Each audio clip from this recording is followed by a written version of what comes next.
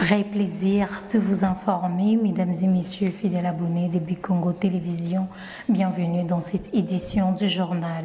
En présidence, le chef de l'État, Félix-Antoine Tshisekedi, est arrivé le lundi soir à Accra pour assister à la cérémonie d'investiture du nouveau président du Ghana ce mardi à la place de l'Indépendance. Accompagné de la première dame Denise Nyakero, le président de la République Félix-Antoine Tshisekedi est arrivé à Accra au Ghana le lundi soir pour assister à l'investiture de son homologue ghanéen John Dramani Mahama, qui avait personnellement remis une invitation lors d'une rencontre le 30 décembre dernier à Kinshasa. Cette cérémonie d'investiture s'est tenue ce mardi 7 janvier sur la place de l'Indépendance, un site emblématique de la capitale ghanéenne. Habillé en tenue traditionnelle, le président élu a prêté serment devant les juges en chef, le Parlement, les citoyens ghanéens et plusieurs invités venus d'ailleurs. The Constitution of the Republic of Ghana. And that I dedicate myself and well-being of the people of the Republic of Ghana and to do right to all manner of persons. I further solemnly swear. Notons que John Dramani a été réélu lors des élections présidentielles du 7 décembre 2024 et fait son retour à la présidence après avoir déjà occupé ses postes de 2012 à 2016. Ce retour au pouvoir est perçu comme un symbole de la continuité démocratique et de l'engagement du Ghana envers leurs institutions. Par ailleurs, le lien entre le président congolais et ghanéen sont caractérisés par une amitié personnelle et un respect mutuel. Une dizaine d'autres chefs d'État et de nombreuses personnalités ont assisté à ces grands événements qui a consacré la maturité démocratique du continent africain. Parlons justice, le ministre de la Justice et garde de Sceaux Constant Moutamba, à lors du briefing presse sur la lutte contre le banditisme urbain, réitéré la position ferme de la République démocratique du Congo quant à la levée du moratoire sur la peine de mort et son maintien. Moratoire est une avancée. La levée du moratoire, mais écoutez, nous ne devrions pas tout mimer de l'Occident. Nous ne devrions pas nous complexer de tout ce qui se passe à l'Occident. Lorsque la France lève ou supprime la peine de mort, nous aussi nous voulons supprimer. Aux abolitionnistes, aux rétentionnistes, nous sommes parfois dans des débats stériles qui ne répondent pas en réalité aux réalités socio-politico-sécuritaires du pays. Nous sommes un pays en guerre. Nous sommes un pays agressé par le Rwanda. Nous sommes un pays où nous avons des gens qui ont décidé de trahir le pays.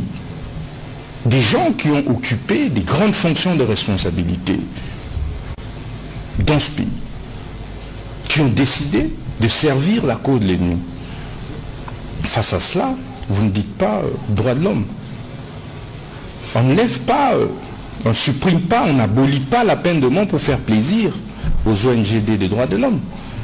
Mais c'est plutôt pour répondre aux impératifs de sécurité du pays. Le rôle de l'État, c'est de pouvoir garantir le minimum de sécurité possible à ses citoyens. Mais c'est cela la théorie des Léviathans, de Thomas Hobbes. Le peuple accepte de concéder sa souveraineté. Et l'obligation faite pour le souverain est de pouvoir assurer sa protection. C'est cela notre rôle. Mais si nous levons le moratoire sur la peine de mort, je ne pense pas que l'on puisse parler du recul. Recul par rapport à qui et par rapport à quoi? Aux États-Unis d'Amérique. Jusqu'à aujourd'hui, on exécute la peine de mort. Dans plusieurs États fédérés des États-Unis. Est-ce pour autant qu'il n'y a pas de droit de l'homme aux États-Unis? C'est la première puissance mondiale. C'est la première puissance mondiale. C'est le premier pays de l'Occident. Mais pourquoi quand il s'agit de la RDC, on doit chercher des problèmes pour rien? Nous devons nous assumer en tant que peuple, régler les problèmes de nos compatriotes, suivant nos réalités. Le phénomène Koulouna, c'est un phénomène réel. En Haïti, pour n'avoir pas pris des mesures drastiques de répression et de dissuasion, on en est arrivé là. C'est maintenant des forces de sécurité de l'étranger qui viennent pour pouvoir assurer la sécurité en pleine capitale de Haïti. Et ça, nous n'accepterons pas. Nous n'allons pas accepter un seul instant que des règles de l'étranger, de l'extérieur, soient transposées chez nous sans en réalité tenir compte des us et coutumes, des réalités congolaises. Donc pour moi, je ne pense pas que l'on puisse parler d'avancée ou de recul. Reprise de cours dans les écoles de la ville-province de Kinshasa, 2 semaines après les vacances de Noël. Le détail. Fin des vacances, il est temps de se remettre au travail. 2 semaines après les vacances de Noël, les écoliers ont repris la route de l'école comme prévu dans les calendriers scolaires 2024-2025. Les rues de la ville de Kinshasa ont été envahies par les bleus-blancs très tôt le matin de ce lundi 6 janvier, marquant cette rentrée des classes après 2 moments festifs et d'amusement. Toutes les écoles ont ouvert leurs portes pour les accueillir. Enseignants, autorités, ouvriers et élèves ont rempli les écoles pour tout reprendre. Par ailleurs, le ministère de l'Éducation nationale et Nouvelle Citoyenneté promouvoit la dimension Nouvelle Citoyenneté dans les écoles, d'où plusieurs établissements éducationnels ont intégré la récitation de serments du citoyen fondés sur des valeurs éducatives spécifiques, entre autres la paix, la loyauté, la solidarité, la protection du bien commun, l'unité, la fraternité nationale. Encore des citoyens chinois arrêtés par des services de sécurité au Sud Kivu avec plus de 10 lingots d'or et 800 000 $ américains. Commentaire. Ils sont au nombre de 3, ces sujets chinois impliqués dans l'exploitation illicite des minerais arrêtés dans les territoires des Walungu au Sud Kivu. Selon notre source, ces Chinois ont été appréhendés alors qu'ils tentaient d'exporter leurs minerais vers un pays voisin. Ils ont été présentés devant la presse par le gouverneur Jean-Jacques Porossi. Ces accusés ont été retrouvés dans une jupe roulant à vive allure sur la route menant au site minier des Karembo en territoire des Walungu. Après une féminité, les lingots d'or et l'argent ont été découverts.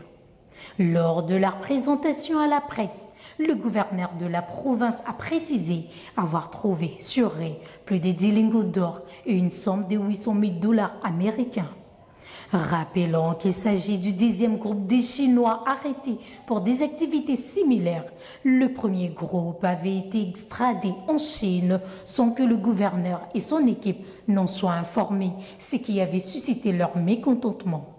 Le premier citoyen du Sud Kivu déplore également l'existence des connexions de contrevenants à Kinshasa. Après son passage au Conseil supérieur de l'audiovisuel et de la communication, l'artiste musicien Zixen a présenté ses excuses à la population et dit avoir retenu les leçons et faire autrement la chose. Désolé vraiment. Pour avoir conscience de ranger, je crois que la prochaine fois, tu vas manière et sur ce, pour l'instant, décision finale, les actes et chansons, ils ont toujours interdit. Et donc on stoppe avec les challenges et on stoppe avec la promotion. C'est par cette information que nous mettons fin à cette édition du journal. Fidèles abonnés, bonne suite des programmes sur nos antennes. Au revoir.